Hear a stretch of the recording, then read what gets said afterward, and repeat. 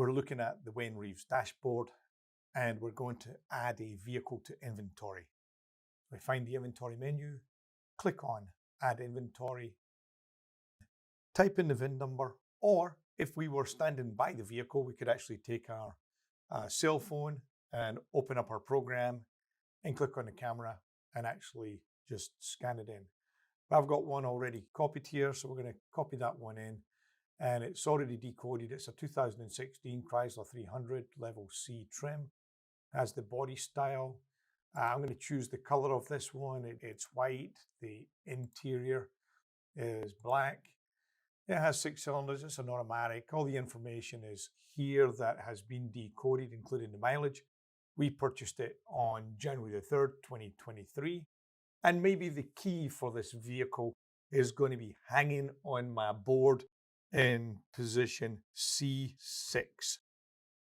And the miles on this particular vehicle right now, 53,808. That's the current mileage. It does have a 6-digit odometer. If there were any mileage disclosures or title brands that I was aware of that I needed to check right now, I could do that. If I was going to sell this vehicle as a certified pre-owned, I could check the box here as well, and it would let me choose who it was certified by. I'm going to type in the cost on this vehicle. I'm just going to assume that I paid somewhere around $18,500 for it.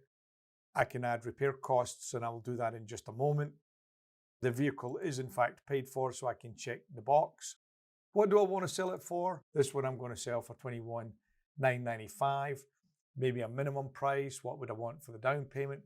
What's a wholesale price that if I was asking? What do I want to advertise it on the website for, and do I want any kind of a payment? Just information that I can put in now to save me thinking about what it would be later on.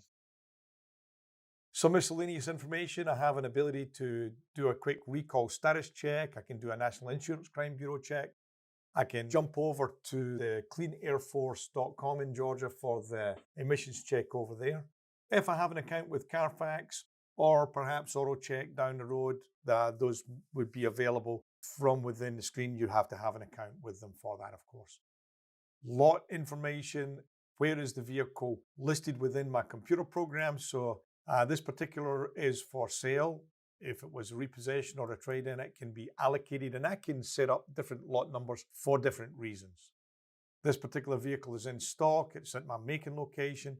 It was purchased by myself, and I purchased this one from CarMax. Any other information that I might need under the general tab, for example, the buyer's guide, if I was going to be giving a warranty with the vehicle, I could put information in about that warranty, what systems I'm covering, and so forth. But for now, we're just going to sell this one as is without a guarantee.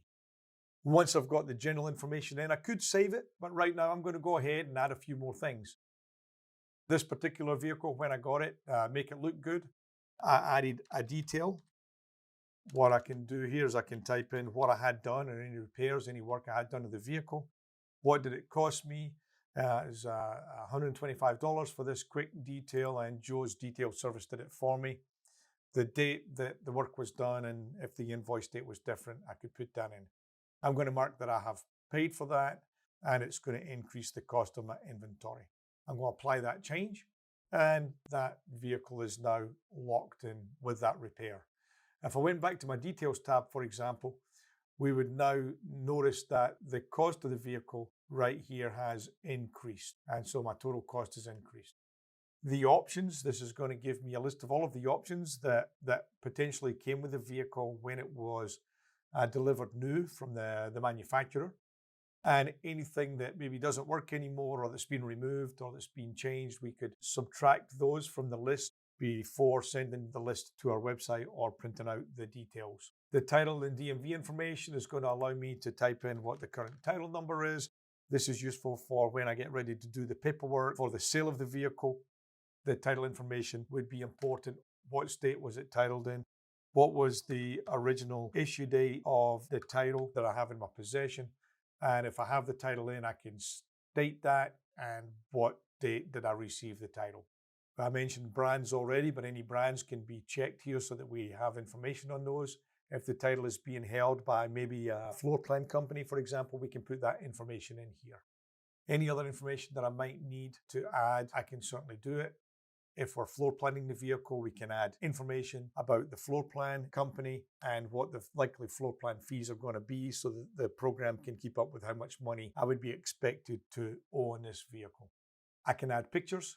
I can either take pictures from my camera, or if I have any in here, I can go to my folder that I've already added. I've got inventory pictures, and I might want to put the quarter shot or the money shot in position number 1. I might want the interior after the exterior, so I can easily reorder the photographs. I can add notes, and if I've got this vehicle ready to go to my website, my Reaves website, I can put in here what is the advertised color. Maybe this one is not really white. Maybe it's snow white pearl or metallic white or something like that. And I can make the color that comes from the factory. I could state what that is. And do I want to send all options, or do I want to choose the options that send? I can also type in a description, and I can also add a video. If I had a YouTube ID, I can put that in here and it will then show the video that I've added to my YouTube channel. And that's really as easy as it is to get it on my website. I can also look at the book values, so I can value the vehicle. If I were to activate the NADA guide or the Black Book guide, then those vehicles would be available for me. Under the printing, I can print the buyer's guide. And of course, this is the window sticker that goes into the window before you offer a vehicle for sale, with any checkboxes checked that would come from the program here. And who do we want to see for complaints? Their telephone number. And you would want to print this form, in my opinion, on a single sheet of paper with the front and the back on the same piece of paper, and then display it in an inside window or hang it from a rear view mirror. There's some other places that you can display the guide according to the Federal Trade Commission's guidelines, like you can hang it from a rear view mirror or put it under the windshield wiper. If you're going to do that, make sure it's in a clear folder and verify that they're still there the next day when you come in.